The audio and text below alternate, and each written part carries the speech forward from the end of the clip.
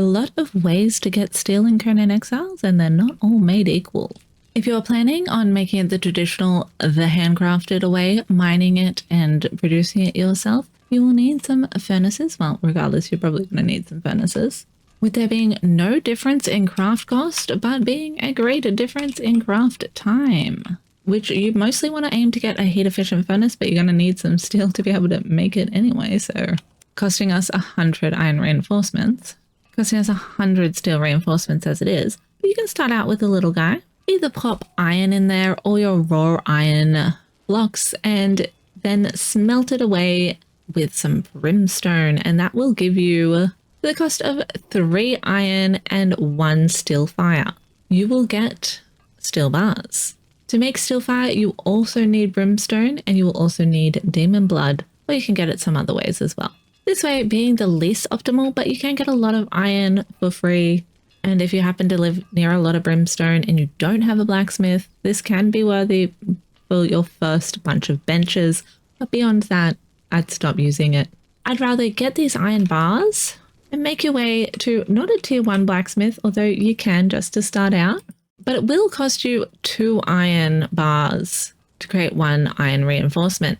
You'll likely have to do this until you get up enough to make your improved blacksmith bench, where it will then cost you 1 iron bar for 1 reinforcement. And once you get I believe a tier 2, but might be tier 3 or above blacksmith, you can then start crafting steel reinforcements with an iron reinforcement, just 1, and a steel fire, just 1. So you're going to be using that steel fire regardless, but it's nice and cheap. If you wish to be making a lot of dragon powder and you want to save that steel fire for that, as it will cost a lot of tar and some crystal and the demon blood like we mentioned before, and all of that brimstone, we can also go around to various boxes in the lands. I like to hit up places like Sepimeru, New Asgarth, Mounds of the Dead. The Volcano is less good, but there's some decent spots still. And you get all the stuff and you pop them in here. Anything that you can dismantle, which I don't really have any good examples, you can get the free resources that way. Alternatively, some stuff you can pop on the ground and get it that way. If you happen to not want the steel pick in your inventory, you get some free steel this way. Oh, I also have the steel here. There's no huge amount, but it all adds up.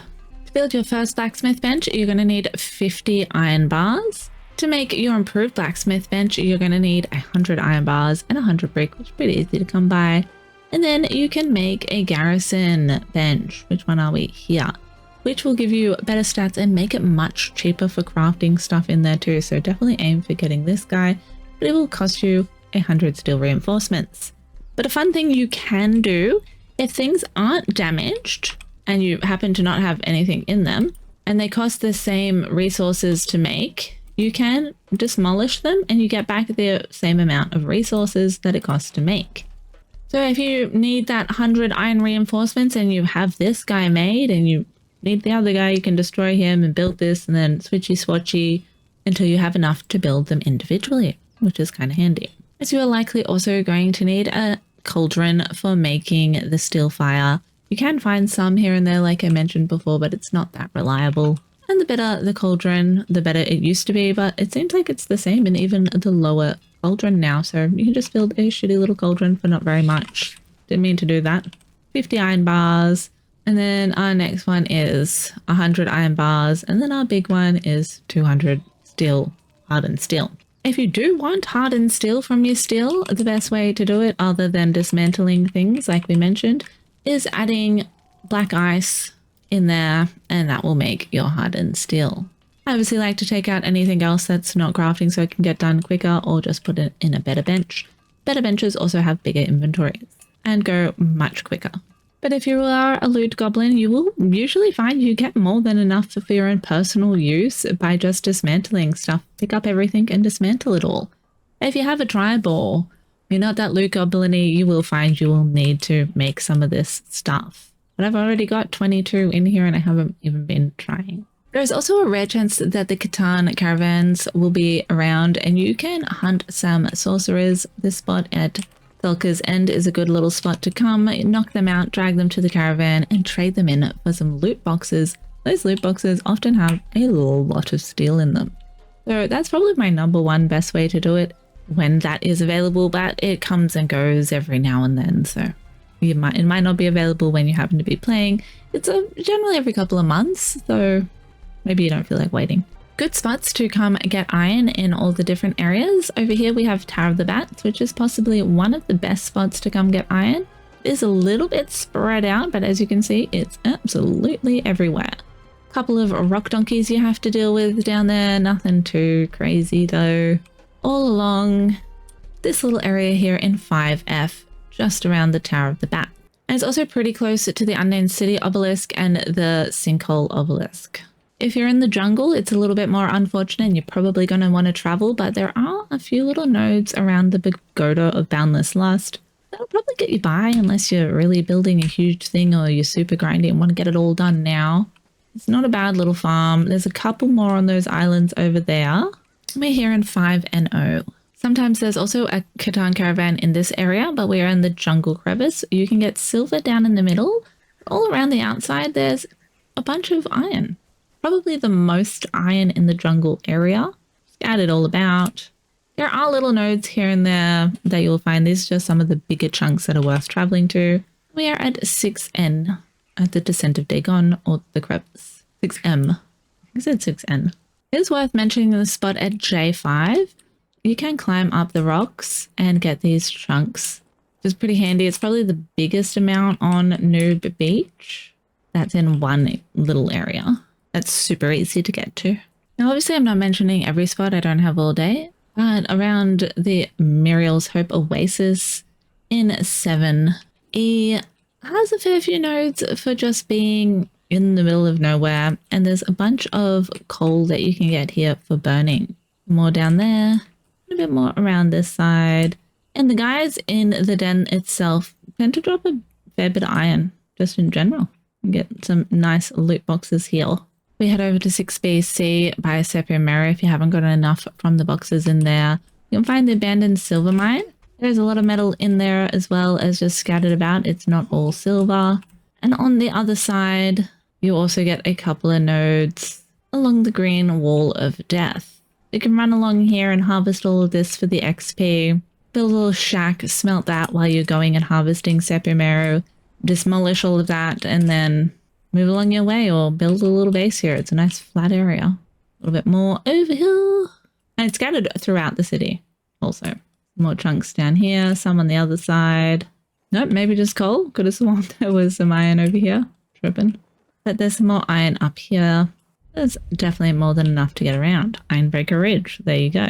Everywhere else basically on the map has enough nodes nearby that you'll likely know where your local iron spawn is. But if you don't, it's worth coming here to God's Claw Passage. You can get all the iron in the universe from just doing one run. I advise not using Mass Skull as it's not that efficient on this. You're better off using a pickaxe, to be honest. But generally use a pick of your best quality. And that's here in 10E. If you happen to be venturing the volcano, there's also a bit scattered here and there as well. Just not really in the volcano, more on the paths around.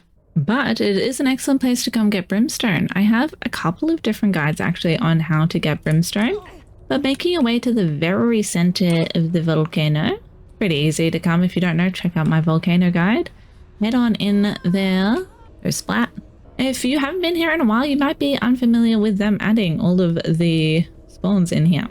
You can no longer use a pick to pick up the tiny little hand nodules. But make your way down here. You can just grab onto the ledge pretty easy or follow the path. I usually just jump down and we find all these guys. You can use Mass Skull to get this and that'll harvest all of these. I should actually probably double check that. Oh, I forgot I reset my sorcery and now I'm looking for corrupted things. But anyway, I'm gonna say have a go. You can no longer use a hand pick, but you can hand pick these up. You can no longer use a pick, but you can hand pick these up. And you got your regular ones. So worth coming to the volcano now just for Brimstone. We also have obviously the Shattered Springs, Brimstone Lake. Less good for using the Mass Skull here as they're a little bit more spread out. But you should definitely kill these rock noses as they're gonna poison you, but they're also gonna yield a fair bit when you mine them. I don't even have a pick because I dismantled it. You might need a gas mask, but if you just get these few little bits on the edge and run out again, you'll reset the gas timer. There's also some in this cave at Executioner's entrance, and a couple more bits just lurking around at these type of places. Check out my Brimstone guide for that. Every now and then you can find these guys in the jungle. Try not to drown while you're underwater. But yeah, if you want more details on all of that, go check out that separate guide. If you are making demon powder, you're going to need some crystals and tar. Also, I have guides on how to get a lot of leather easily, as well as crystals. Mascot kind of comes in clutch for that, not going to lie. And do the Jebel Sarg dungeon if you want a lot of tar, or hand in the ancient obelisks. At the traders, they often give a lot of tar also. This was a little bit of a scattered guide, but hopefully helps get you making steel easily and efficiently and not wasting very much iron or steel fire. And hopefully they fix these flashing lights at some point. And if you have stuck around this long to celebrate me recently becoming a Funcom creator partner, as well as almost hitting 10k subscribers here on YouTube, I'm doing a little bit of a giveaway. We're giving away 3 copies of Conan Exiles itself, as well as a couple of DLCs. I have a separate video going into all the details on how to enter and and the available options to enter for. So check that out. It'll be linked either in the pinned comment or the About Me section, or at the end of the video somewhere you'll find it. Or alternatively, you can just go straight to VANILLIBET and check out my Instagram. I've been trying better to post on some socials and build those up because I'm terrible. So I thought this would be a nice little opportunity, and it's actually one of the ways to enter. I like giving stuff away, and I'm sure you like winning things. So if you have found this video informative, smash that like button. Consider sticking around for another helpful guide on how to play Conan Exiles. I've got some more tips and tricks videos from a range of different things in the game.